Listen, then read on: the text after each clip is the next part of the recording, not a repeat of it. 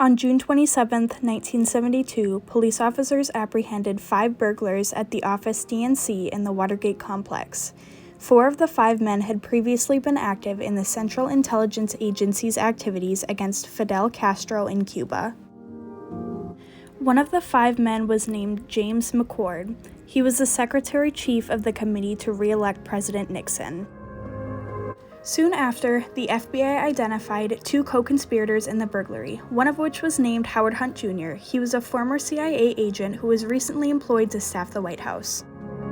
The other man, Jordan Liddy, was a former FBI agent that also worked for the committee to re-elect President Nixon. Throughout 1972 campaign season, reporters were fed anonymous tips.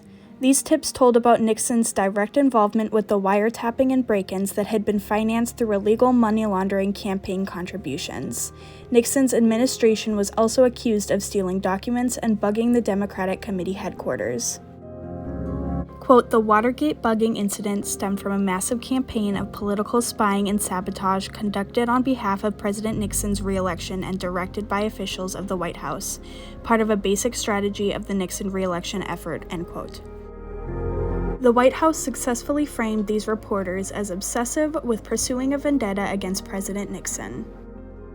Shortly before the 1972 election, CBS News prepared a 2-part television report that explained the ties between the Watergate burglary and the White House. Reporters from the Washington Post also uncovered evidence of illegal political espionage carried out by the White House as well as the re-election committee.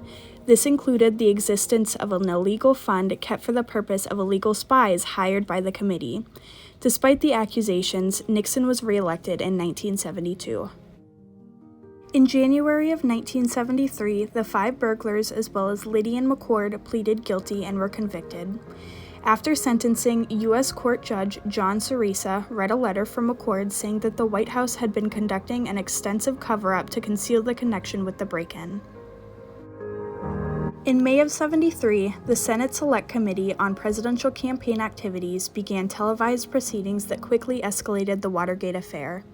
During these hearings, White House and legal counsel testified that the Watergate break-in had been approved by Attorney General Mitchell and that many of the other advisors as well as President Nixon had knowledge of the approval and the cover-up. In July, the existence of official records of White House conversations between Nixon and his staff was revealed during court hearings.